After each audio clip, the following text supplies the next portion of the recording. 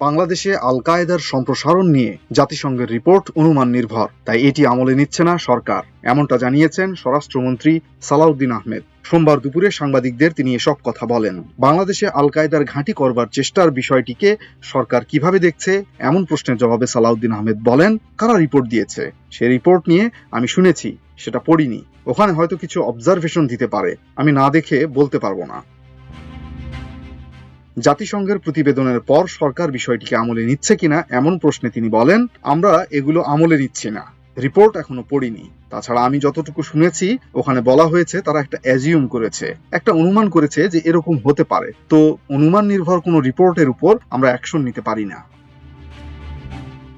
সম্প্রতি জাতিসংঘ নিরাপত্তা পরিষদের এক প্রতিবেদনে বাংলাদেশে আল কায়েদার তৎপরতা নিয়ে উদ্বেগ প্রকাশ করা হয়েছে। ফলে বাংলাদেশে জঙ্গিবাদের বিষয়টি আবারও আলোচনায় উঠে আসে। তবে সরকারের পক্ষ থেকে দাবি করা হয়েছে যে বাংলাদেশে কোনো জঙ্গি তৎপরতা নেই। জাতিসংঘের প্রতিবেদনে বলা হয়েছে, বাংলাদেশে নিজেদের স্থায়ী ঘাঁটি ও গোপন সেল গড়ে তোলার চেষ্টা করছে আল কায়েদা। এটি খতিয়ে দেখার কথা জানিয়েছেন আইন শৃঙ্খলা রক্ষাকারী বাহিনীর কর্মকর্তারা।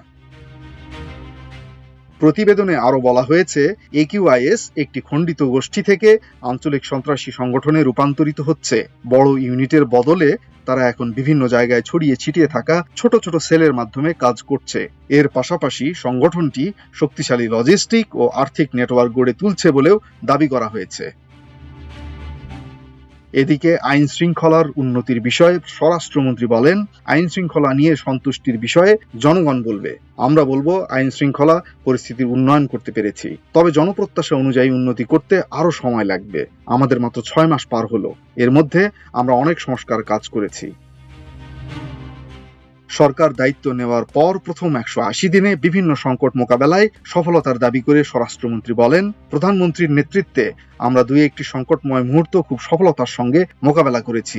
যেমন মধ্যপ্রাচ্যে একটা যুদ্ধ পরিস্থিতির কারণে জ্বালানি, তেল এবং গ্যাসের দ্বারা বিশ্বে সংকট সৃষ্টি হয়েছিল। বাংলাদেশও তার বাইরে নয়, কিন্তু আমরা দীর্ঘ 1 মাস পর্যন্ত কোনো জ্বালানি তেলের বা গ্যাসের মূল্য বৃদ্ধি করিনি। গ্যাসের সংকট প্রসঙ্গে তিনি বলেন, মাঝে মধ্যে বিভিন্নভাবে যান্ত্রিক ত্রুটি দেখা দেয় বা বিভিন্ন রকম ভাবে হয়, যে সমস্যায় আমরা পড়েছি। এছাড়া গ্যাসের যে আমদানি নির্ভরতা বিগত ফ্যাসিবাদী সরকারের আমলে সৃষ্টি হয়েছিল, এখান থেকে বেরিয়ে আসার জন্য দেশের অভ্যন্তরে এবং অফশোর অনশোরে গ্যাসের অনুসন্ধান কার্যক্রম শুরু হয়েছে। মাল্টিমিডিয়া ডেস্ক, আমার দেশ।